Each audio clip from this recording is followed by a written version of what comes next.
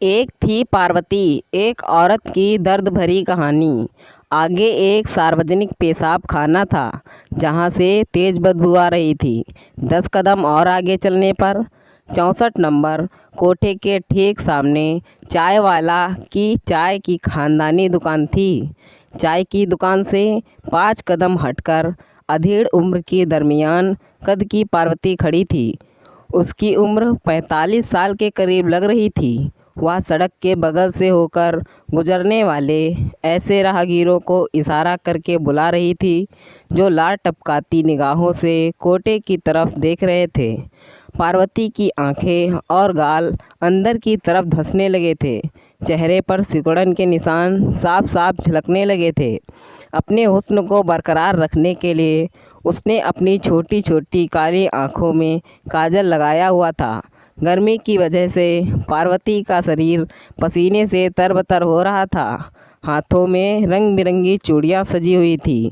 सोने की बड़ी बड़ी बालियाँ कानों से नीचे कंधे की तरफ लटक रही थी। वह लाल रंग की साड़ी में ढकी हुई थी ताकि ग्राहकों को आसानी से अपनी तरफ खींच सके। पिछले 3 घंटे से पार्वती यूं ही चाय की दुकान के बगल में खड़ी होकर राहगीरों को अपनी तरफ इशारा करके बुला रही थी, लेकिन अभी तक कोई भी ग्राहक उसके पास नहीं आया था। पार्वती को आज से 10 साल पहले तक ग्राहकों को फंसाने के लिए इतनी ज़्यादा मेहनत नहीं करनी पड़ती थी। उसने कभी सोचा तक नहीं था कि उसको ये दिन भी देखना पड़ेंगे। आज से 28 से 29 साल पहले जब पार्वती इस कोटे में आई थी तो उसको सबसे ऊपरी मंजिल यानी चौथी मंजिल पर रखा गया था, जहां 3 सालों तक उसकी निगरानी होती रही थी। वहां तो वह बेंच पर बैठी रहती थी और श्रृंगार भी बहुत कम करती थी। फिर भी ग्राहक खुद उसके पास बिना बुलाए आ जाते थे। लेकिन आज ऐसा समय आ गया है कि इक्का दुक्का ग्राहक ही फंस पाते हैं। जो धंधे वालियाँ अब अधेड़ उम्र की हो गई थी वे सबसे निचली मंजिल पर शिफ्ट कर दी गई थी। चौथी और तीसरी मंजिल पर सभी नई उम्र की धंधे वालियाँ बाजार को संवारती हैं। दूसरी मंजिल पर 25 से लेकर 40 साल की उम्र की धंधे वालियाँ हैं और सबसे निचली मंजिल पर 40 साल से ज़्यादा उम्र की धंधे वालियाँ रहती हैं जो किसी तरह अपनी उम्र इस कोटे में गुजार रही हैं। ऊपरी मंजिलों पर जहां लड़कियां एक बार में ही 400-500 से ज़्यादा रुपए ऐंठती हैं, वहीं पार्वती को सिर्फ 50-100 रुपये पर संतोष करना पड़ता था। उसमें से भी आधा पैसा तो कोटे की मालकिन यमुना बाई को चुकाना पड़ता था। आज जब पुराना जाना पहचाना ग्राहक रामवीर, जिसकी कारोल बाग में कपड़ों की खानदानी दुकान है, पार्वती को देखकर बड़ी तेजी से शक्ल छुपाता हुआ ऊपरी मंजिल की तरफ चला गया तो पार्वती को बहुत दुख हुआ। वह इन दिनों को याद करने लगी जब रामवीर की शादी नहीं हुई थी। तब वह अक्सर अपनी जिस्मानी प्यास बुझाने के लिए पार्वती के पास आता था। अब पिछले कुछ महीनों से एक बार फिर उसने इस कोठे में आना शुरू किया है, लेकिन रंगरलियाँ नई उम्र की लड़कियों के साथ ऊपरी मंजिल पर मनाता है। मंटू जैसे 50 से भी ज़्यादा पुराने ग्राहक थे जो पार्वती की तरह ही 45 साल से ज़्यादा के हो चुके थे। इनके बच्चे भी जवान हो गए थे, लेकिन ये लोग भी हफ्ते में 1 से 2 बार 64 नंबर के कोठे में हाजिरी दे देते थे। इनमें से कई चेहरे पार्वती को अच्छी तरह से याद हैं। वह अभी तक इन्हें नहीं भूल पाई। इन ग्राहकों में से कुछ की प्यार मोहब्बत वाली घिसी पिटी बातें आज तक पार्वती के कानों में गूंजती रहती हैं। लेकिन अब जब ये लोग पार्वती को देखकर तेज कदमों से ऊपर की मंजिलों पर चले जाते हैं तो वह टूट जाती है। पार्वती नेपाल के एक खूबसूरत गांव से यहाँ आई थी। कोठी की दुनिया में फंसकर वह सिगरेट शराब पीने लगी थी। इसके बाद वह ज़िंदगी की सारी कमाई अपने आशिकों, दलालों और सहेलियों के साथ पी गई। पार्वती के साथ 10 और लड़कियां भी नेपाल से आई थीं। आधी से ज़्यादा लड़कियां अपना 5 साल का करार पूरा करके वापस लौट गईं और दूर दराज के पहाड़ी गांवों में अपने भविष्य को संभाल चुकी थी। लेकिन पार्वती की बदकिस्मती ने उसको इस दलदल से निकलने ही नहीं दिया। दुनिया में देह धंधा एक ऐसा पेशा है जहाँ पर अनुभव और समय बढ़ने के साथ साथ आमदनी और जिस्म फरामोशी की कीमत में गिरावट होती जाती है। नई उम्र की धंधे वालियों को तो मुँह मांगा पैसा मिल जाता है। पार्वती जब 16 साल की थी तो उसको चौथी मंजिल पर जगह मिली थी। उसके बाद तीसरी मंजिल, दूसरी मंजिल पर आई और अब पहली मंजिल की अंधेरी कोठी में आकर अटक गई है, जहाँ पर बाहरी दुनिया को झांकने के लिए एक खिड़की तक नहीं है। जब दिल नहीं लगता था तो पार्वती शीतल से बात करती थी, जो उसी के साथ नेपाल से यहाँ आई थी।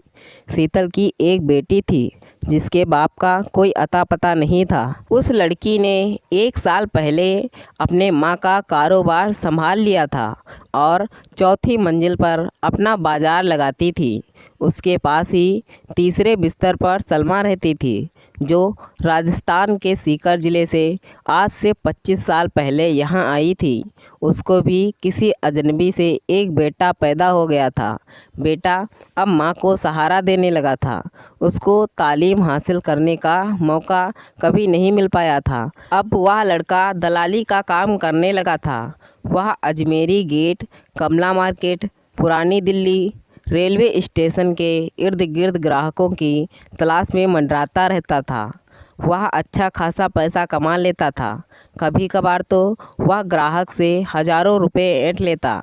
दूसरी तरफ लक्ष्मी बैठती थी, जो तेलंगाना के करीमनगर से पार्वती के ज़माने में यहाँ आई थी। उसकी हालत कमोवेश पार्वती जैसी ही थी। पार्वती की तरह ही लक्ष्मी को किसी भी अजनबी से कोई औलाद नहीं हो पाई थी। पार्वती की यही तीनों सबसे अच्छी सहेलियां थीं, जो अपना सुख दुख बांटती थी। यही पार्वती का एक छोटा सा संसार था, एक छोटा सा समाज था। पार्वती का जन्म नेपाल की राजधानी काठमांडू से काफ़ी ऊपर एक सुंदर पहाड़ी गांव में हुआ था। गांव काफ़ी चढ़ाई पर था, जहां पर तब दिन दिन तक पैदल चलकर पहुंचने के अलावा कोई दूसरा साधन नहीं था। लोग वहां से रोज़गार की तलाश में मैदान और तराई के हिस्से में आते थे, क्योंकि गांव में जीविका का कोई भी अच्छा जरिया नहीं था।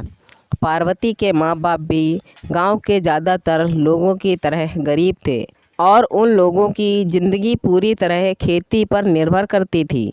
जब पार्वती 10 साल की थी तो उसका पिता बीमारी के चपेट में आकर इस दुनिया से चल बसा था।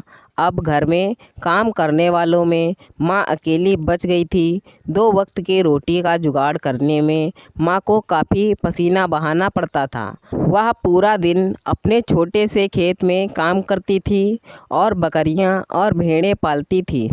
पार्वती कामकाज में माँ का हाथ बटाने लगी थी। पार्वती के घर से थोड़ा सा हटकर धर्म बहादुर का घर था। उसका घर दूर से देखने पर ही किसी सुखी अमीर आदमी का घर लगता था। धर्म बहादुर हर साल 6 महीने के लिए पैसे कमाने के लिए दिल्ली चला जाता था और पैसा कमाकर गर्मी के मौसम में घर लौट आता था। उसके बीवी बच्चे अच्छे कपड़े पहनते थे और खाना खाते थे। पार्वती की माँ की नज़र में धर्म बहादुर बहुत मेहनती और नेक दिल इंसान था। एक बार धर्म बहादुर दिल्ली से घर लौटा तो उसने पार्वती की माँ से कहा, अब तो पार्वती 15 साल की हो गई है। अगर वह मेरे साथ दिल्ली जाती है तो उसको अपनी जान पहचान के सेठ जी के घर में बच्चों का ख्याल रखने का काम दिला देगा। उनका बच्चा छोटा है। पार्वती बच्चे की देखरेख करेगी, पैसा भी ठीक ठाक मिल जाएगा और 2 सालों के अंदर वह मेरे साथ गांव वापस आ जाएगी। माँ ने कुछ सोच विचार किया और फिर वह मान गई, क्योंकि धर्म बहादुर एक अच्छा पड़ोसी था और माँ को उसके ऊपर पूरा भरोसा था। पार्वती के मन में भी अब दिल्ली जाने की लालसा जागने लगी थी। वह अब जवानी के दहलीज पर कदम रख रही थी। चेहरे पर खूबसूरती चढ़ने लगी थी। वह दिल्ली के बारे में काफ़ी सुन चुकी थी, अब उसे आँखों से देखना चाहती थी। उसी सर्दी में माँ ने पार्वती को धर्म बहादुर के साथ दिल्ली भेज दिया, क्योंकि वह उनका पड़ोसी था और पार्वती का दूर का चाचा लगता था। इसलिए माँ उस पर यकीन करती थी। पार्वती के पिता के मर जाने के बाद वह उन दोनों की थोड़ी बहुत मदद भी कर दिया करता था। धर्म बहादुर पार्वती को हिमालय के आगोश में बसे हुए उस छोटे से पहाड़ी गांव से उतारकर सीधा दिल्ली के जीबी रोड के इस 64 नंबर कोठे में ले आया। अब अल्हड़ और भोली भाली पार्वती को मालूम हुआ कि वह तो एक दलाल के हाथ में फंस गई है। धर्म बहादुर 64 नंबर कोठे की चौथी मंजिल पर धंधे वालियों से नकदी वसूली करके बक्से में रखता था और यमुना बाई को हिसाब किताब दिया करता था। वह यमुना बाई के लिए कई सालों से काम करता आ रहा था। इस तरह से पार्वती कोठे की बदबूदार दुनिया में फंस गई थी। इस घटना ने उसकी ज़िंदगी के रुख को पूरब से पश्चिम की तरफ मोड़ दिया था। धर्म बहादुर ने कुछ पैसे माँ को ईमानदारी से पहुँचा दिया था, लेकिन पार्वती दिल से काफ़ी टूट गई थी। धर्म बहादुर ही उसकी ज़िंदगी का पहला ऐसा मर्द था जिसने उसे कच्ची कली से फूल बना दिया था। और फिर उसके बाद यमुना बाई को एक सेठ ने सगुन में मोटी रकम दी और वह इस मासूम कली को 2 हफ्ते तक चूसता रहा। वह चाहकर भी यह सब नहीं रोक सकती थी। इसके बाद तो पार्वती पूरी तरह से खुल चुकी थी। उदासी और डर की दुनिया से 3 महीने के अंदर ही बाहर निकल आई और कोठे की रंगीन दुनिया में इस तरह खो गई कि 30 साल किस तरह बीते इसका उसे पता भी नहीं चला। हाँ, यहाँ आने के 3 साल बाद वह एक बार घर लौटी थी, पर तब तक माँ बहुत ज़्यादा बीमार हो चुकी थी। बेटी के घर लौटते ही माँ 1 महीने के अंदर ही चल बसी। कुछ दिनों के बाद पार्वती को फिर से उस कोठे की याद आने लगी थी, जहाँ पर कम से कम उसके आशिक उसकी खूबसूरती की तारीफ़ तो करते थे। उसने घर में ताला मारकर चाबी पड़ोसी को दे दी और फिर से कोठे की इसी रंगीन दुनिया में लौट आई। तब से लेकर आज तक वह यहीं फंस कर रह गई। जब कभी पार्वती बहुत ज़्यादा मायूस होने लगती थी, तब वह सलीम चाय वाले से गुफ्तगू करके अपने दिल को बहलाती थी। सलीम चाय वाला अपने अब्बा की मौत के बाद पिछले कई सालों से अकेला ही चाय बेचता आ रहा था। वह भी अब बूढ़ा हो गया था। वह पार्वती के सुनहरे लम्हों से लेकर अभी तक की बदहाली का गवाह बनकर इस कोठे के गेट के सामने चाय बेचता आ रहा था। वह पार्वती को कभी कभार मुफ्त में चाय, पान और सिगरेट गुटखा दे दिया करता था। जब इन चीज़ों से भी उसका दिल तंग हो जाता था, तो वह वीर बहादुर के पास कुछ देर बैठकर नेपाली भाषा में बातें कर लेती और अपने वतन के हालात पूछ लेती थी। वीर बहादुर पार्वती के गांव के ही आसपास के किसी पहाड़ी गांव से यहां आया था और रिश्ते में धर्म बहादुर का दूर का भाई लगता था। अपने देशवासियों से बात करके दिल को थोड़ा बहुत सुकून मिलता था। जब पार्वती सड़क के किनारे खड़ी खड़ी थक जाती थी और कोई ग्राहक भी नहीं मिलता था, तो वह उसी अंधेरी कोठरी में वापस लौट आती थी, जहां रात हो या दिन हमेशा एक बल्ब टिमटिमाता रहता था और उस बल्ब में इतनी ताकत नहीं थी कि वह पूरी कोठरी में जगमगा पाए। जब पार्वती खाली होती थी, तब वह सामने रेलवे स्टेशन पर खड़ी जर्जर होती एक मालगाड़ी और अपनी ज़िंदगी के बारे में सोचते हुए खो जाती थी कि धंधे वाले की जवानी और ज़िंदगी भी इसी मालगाड़ी की तरह है, जो तेज़ रफ्तार में कहां से कहां तक चली जाती है, इसका पता भी नहीं चल पाता। जब वह ज़्यादा चिंतित हो जाती थी, तो सलमा उसको हिम्मत बांधते हुए कहती थी, मेरा बेटा है ना, तुमको कुछ भी होगा तो वह मदद करेगा। जब तक मैं यहाँ हूँ, तब तक हम दोनों साथ साथ रहेंगी, एक दूसरे की मदद करेंगी। तुम रोती क्यों हो? हम तवाइफों की ज़िंदगी ही ऐसी है, इस पर रोना धोना बेकार है। अपनी सहेलियों की ऐसी बातों को सुनकर पार्वती ने आंसू सुखा लिए और अगले दिन के धंधे के बारे में सोचने लगी। शाम को चारों सहेलियां मिलकर शराब खरीदती थी और नशे में खोने की कोशिश करती थी, लेकिन शराब भी अब उन पर कुछ असर नहीं कर पाती थी। इधर कई दिनों से पार्वती काफ़ी परेशान रहती थी। अपने पुश्तैनी घर के सामने के बगीचे, पेड़ पौधे, पहाड़ पर झरने के उन सुंदर नज़ारों को काफ़ी याद करती थी।